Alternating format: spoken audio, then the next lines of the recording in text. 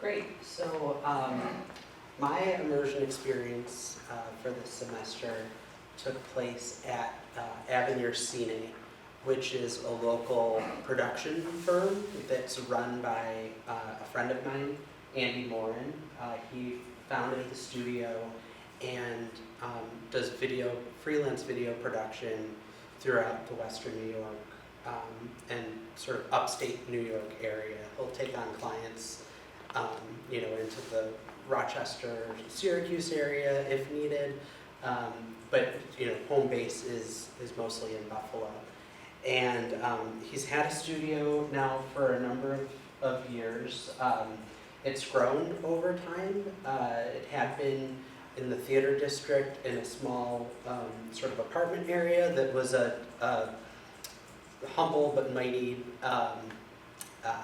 studio setup into what it is now, which you can kind of see here is a dynamic warehouse space right on Niagara Street.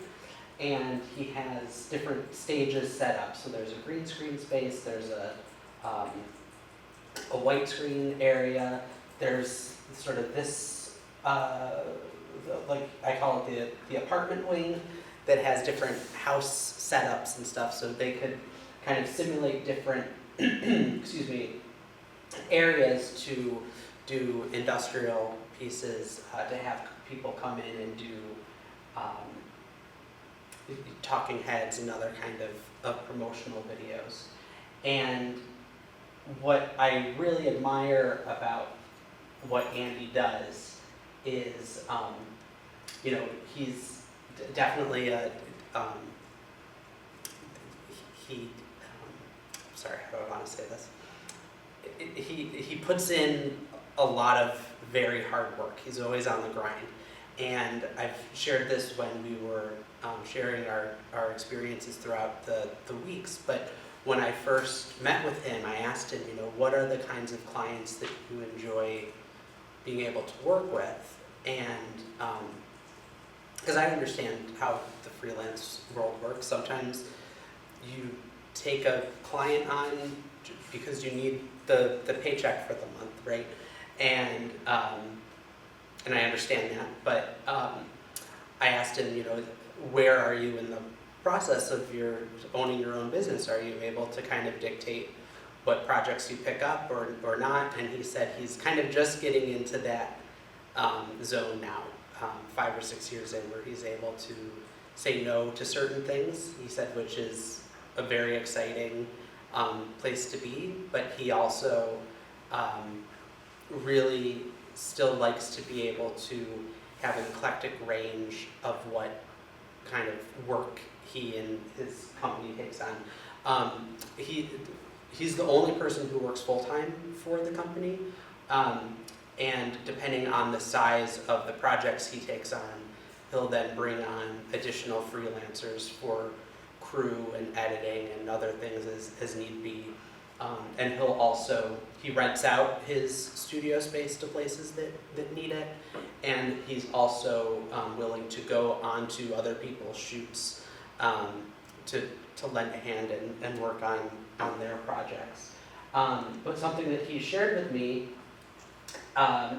he's not a football guy, but one of the projects that he has helped film on recently was this local doc. I'm not sure if people have heard about it, but it's called One Before I Die, that they're making about the Bills Mafia and the people who really want the Bills to win a Super Bowl before that iconic phrase, "One before I die." And he was kind of dreading the idea of going to a tailgate, for all the reasons one might dread going to a Bills tailgate.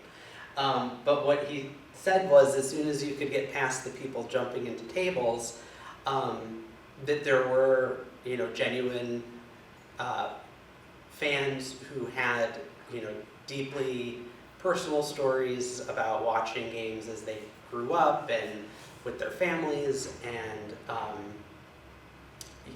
he realized in that moment, it was a turning point for him, that he almost didn't care what the subject matter of the footage that he was capturing was, so long as the people who were telling these stories were as passionate about, that had a deep passion for what they were talking about. So he is kind of said in just sort of codifying the persona of his studio now as it's shaping up, really wanting to be able to be a mirror for passionate individuals trying to tell their story. And so I just think it was interesting that he had this moment of realization in capturing sort of the insanity of a Bill's tailgate. But a couple interesting things happened in the process of working with him. I mentioned that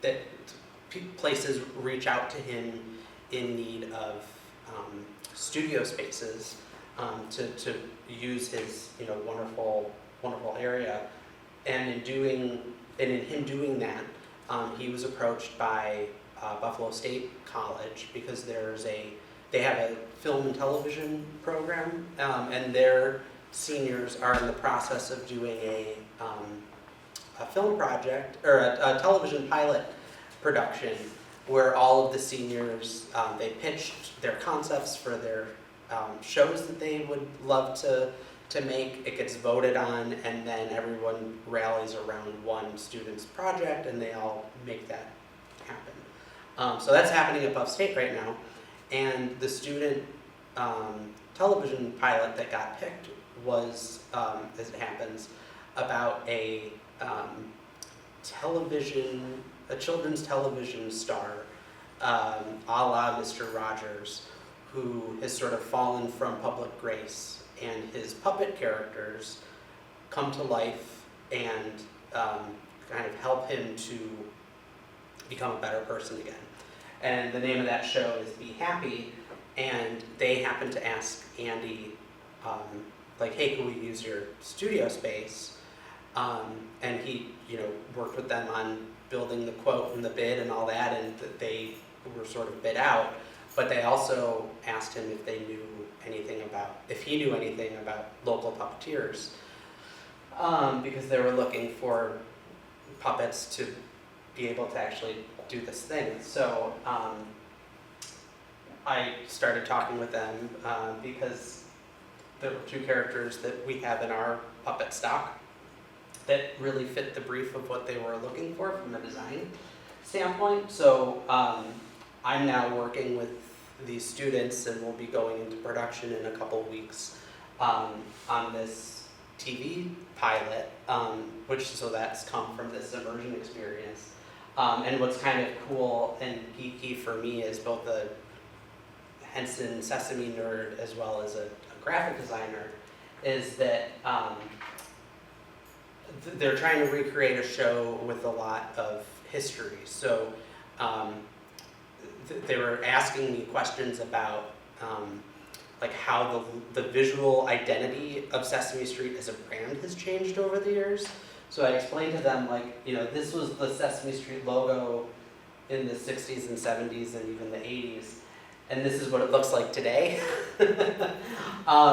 So kind of walking them through how they could do that with their shows. So I actually helped them in creating some logos to kind of have the retro version of the show and the contemporary version, and even showing them how, like, sometimes the characters' colors change. So I did some illustration work for them and trying to show, like, how the look of a show evolves over time.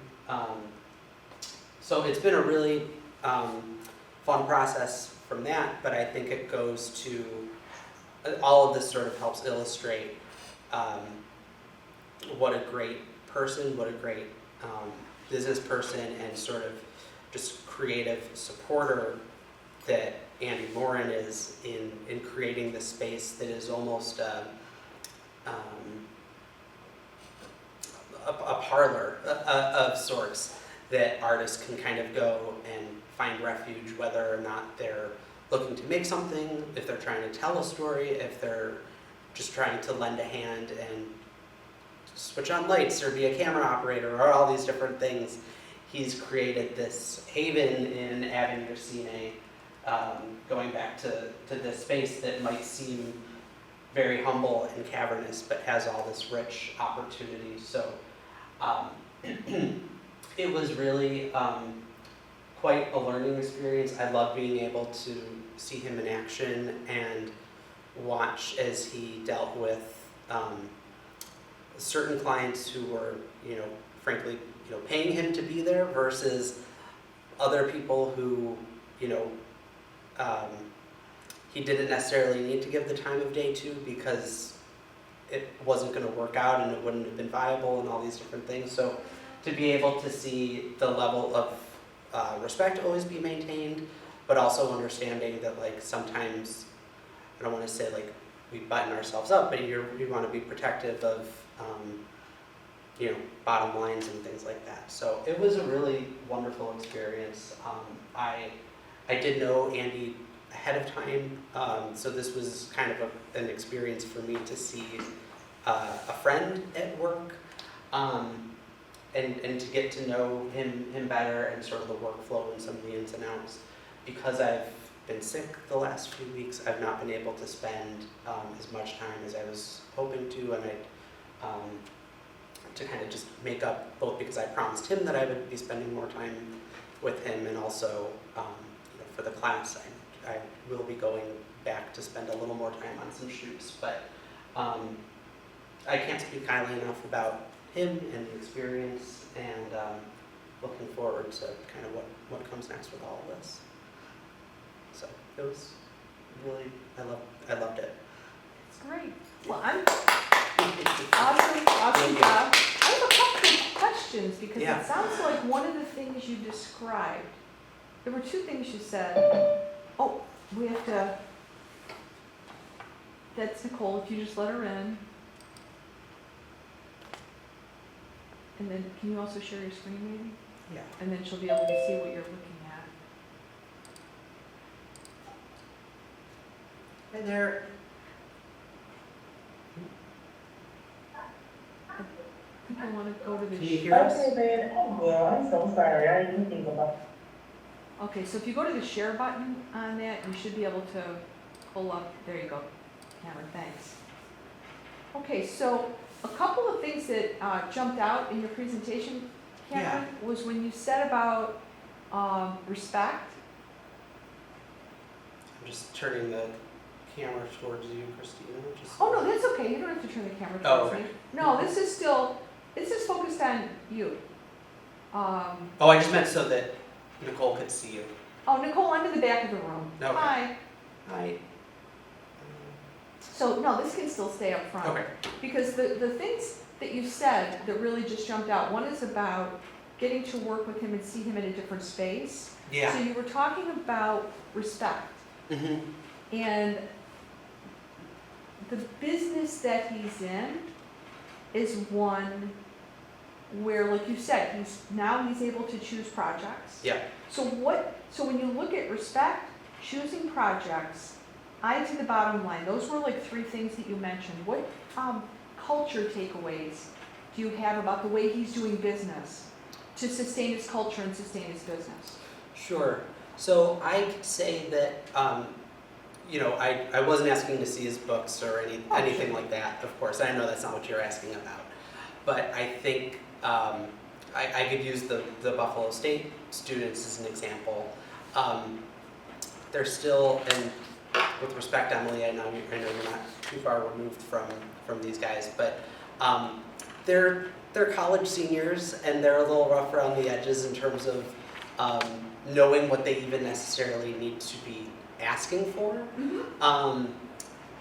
Very humble budget, very, all the things that you would expect, right? So when he's approached by them,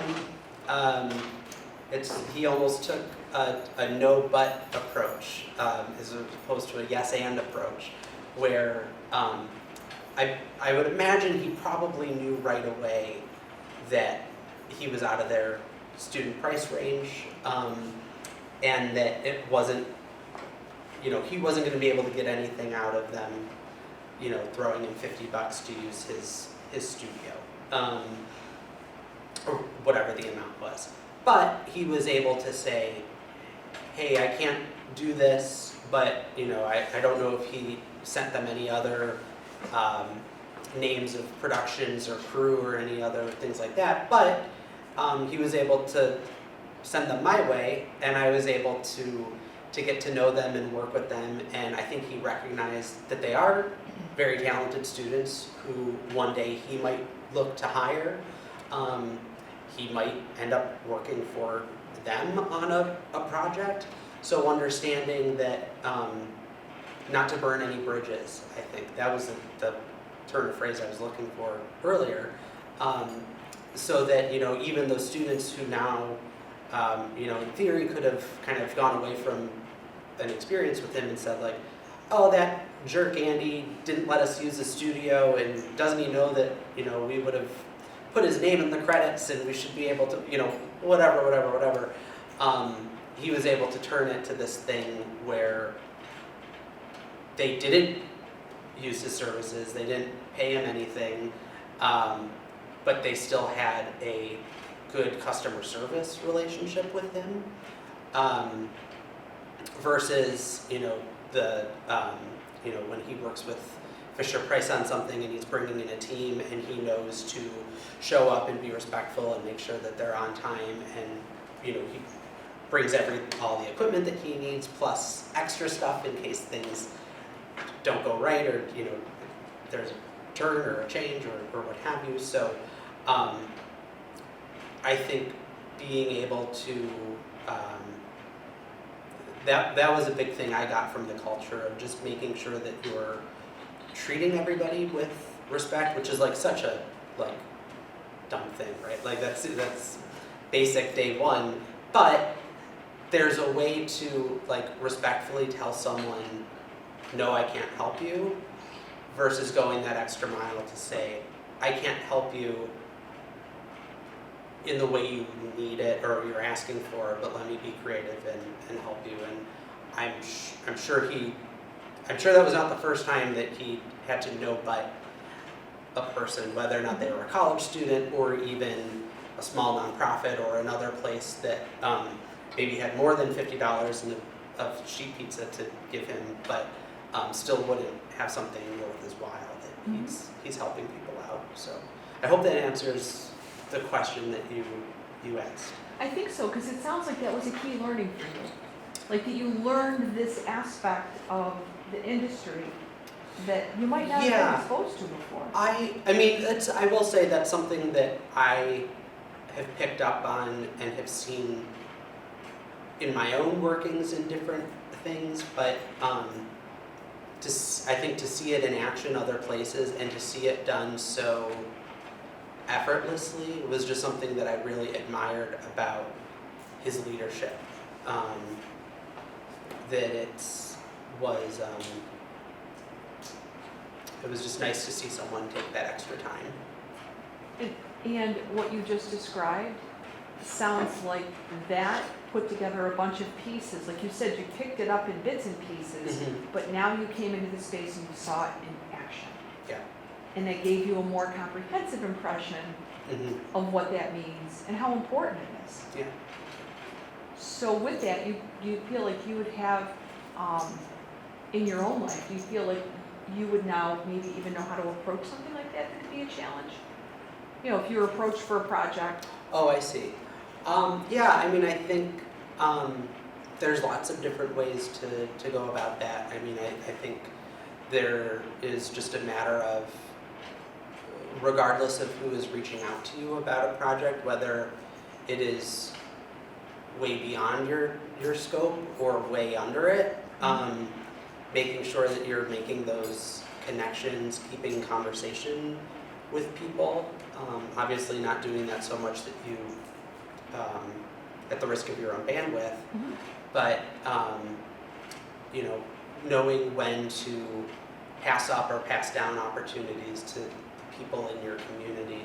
And I think, again, that's one of the things I admire about him is the way he doesn't have a staff of people, but you know, with a couple of phone calls, he's able to kind of be this Pied Piper of, you know, oh yeah, we'll go and freelance for a day or a week or whatever the length of the project is with Andy, and he has people willing to, you know, kind of go wherever he asks. That's right. Any key learnings from the whole experience at this point, thus far? No, I mean, I think those were certainly, like, definitely key takeaways that I just, for as much as we're in similar workspaces, I have to think of ways, just because in working where I work right now in marketing, we don't have the same kind of ability, as much as I'd like, to be able to say yes or no to clients, right?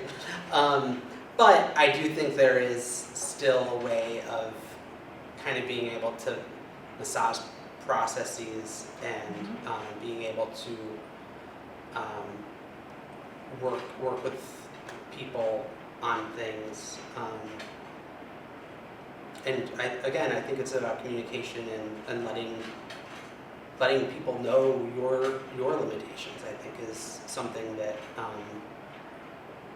he kind of did. I mean, I guess that's exactly what happened again with the Buff State guys, is that he, you know, I'm sure if he had the ability to lend his space out, he maybe would have, but he, you know, understandably didn't, so but he went with it, so. So did you zero in on that as your project, the Buff State? Is that what? Oh, no, so my, I didn't fully share it yet because I haven't spent as much time on set yet as I want to. But so the Buff State thing is kind of an example of, oh, I got to work on this because of, you know, but I'm helping him develop a social media sort of schedule and routine, because he's looking to just be able to have more presence on social media, to be able to let local companies and vendors know what his studio is capable of. And that sort of started my conversations with him about what he was looking for in the kinds of clients he took on, to be able to kind of reflect that persona in his social media. So I'm working with him right now on kind of an electronic press template for him to be able to know, like, oh, okay, when I go on these shoots, I should get like these kinds of photos of behind the scenes. And the problem is, you know, sometimes he's working on projects that he's not able to share right away because of non-disclosures and things like that, but making sure that he still documents and keeps things on ice, so that he's able to then, when it's time, share things and make it available and let people know what he works on. So That's great. So really, it's a perfect marriage of your expertise and background, your interest in the industry, and you found a great immersion. yeah. And you did a wonderful job presenting. Thank you. I So appreciate thank that. Well done.